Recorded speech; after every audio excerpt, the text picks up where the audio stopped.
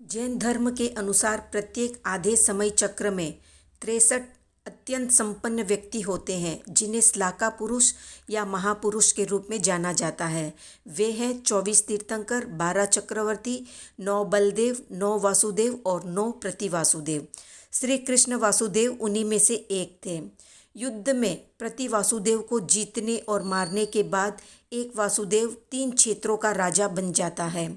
एक तरह से वासुदेव को एक नायक कहा जा सकता है जो समय समय पर दुनिया को खलनायक प्रति वासुदेव से बचाने के लिए पृथ्वी पर प्रकट होते हैं।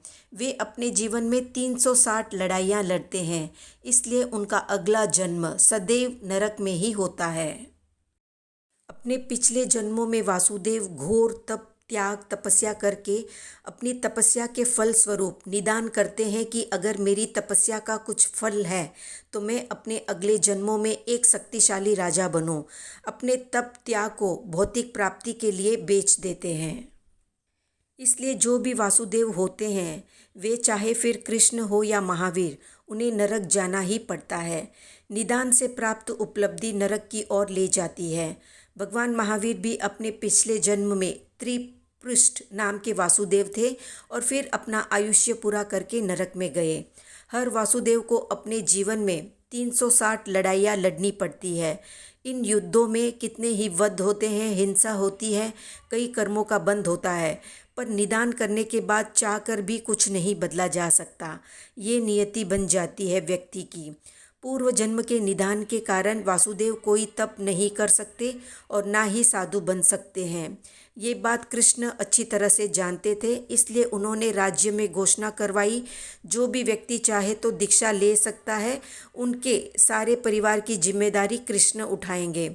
उन्हें किसी प्रकार की चिंता करने की जरूरत नहीं है। तीर्थंकर अरिष्ट नेमि को अपने पिछले जन्मों में वासुदेव घोर तप, त्याग, तपस्या करके अपनी तपस्या के फल स्वरूप निदान करते हैं कि अगर मेरी तपस्या का कुछ फल है तो मैं अपने अगले जन्मों में एक शक्तिशाली राजा बनूं। अपने तप त्याग को भौतिक प्राप्ति के लिए बेच देते हैं। इसलिए जो भी वासुदेव होते हैं वे चाहे फिर कृष्ण हो या महावीर, उन्हें नरक जाना ही पड़ता है। निदान से प्राप्त उपलब्धि नरक की ओर ले जाती है। भगवान महावीर भी अपने पिछले जन्म में त्रिपृष्ठ नाम के वासुदेव थे और फिर अपना आयुष्य पूरा करके नरक में गए। हर वासुदेव को अपने जीवन में 360 लड़ाइयाँ लड़नी पड़ती है। इन युद्धों में कितने ही वध होते हैं, हिंसा होती है, कई कर्मों का बंध होता है, पर निदान करने के बाद चाहकर भी कुछ नहीं बदला जा सकता। ये नियति बन जाती है व्यक्ति की। पूर्व जन्म के निदान के कारण वासुदेव कोई तप नहीं कर सकते और ना ही साधु बन सकते हैं।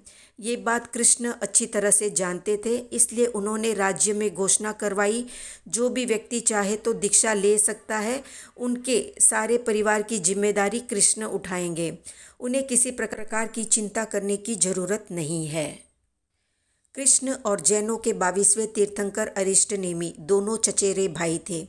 एक भाई तीर्थंकर बना तो दूसरा भाई वासुदेव। तो इस तरह से जैन मान्यता यही कहती है कि कृष्ण फिलहाल नरक में हैं और वे भविष्य के तीर्थंकर बनेंगे। कृष्ण और अरिष्ट नेमि के पिता का क्या नाम था, कमेंट में बताएं। वीडियो पसंद आया तो लाइक, शेयर, सब्सक्राइब करें।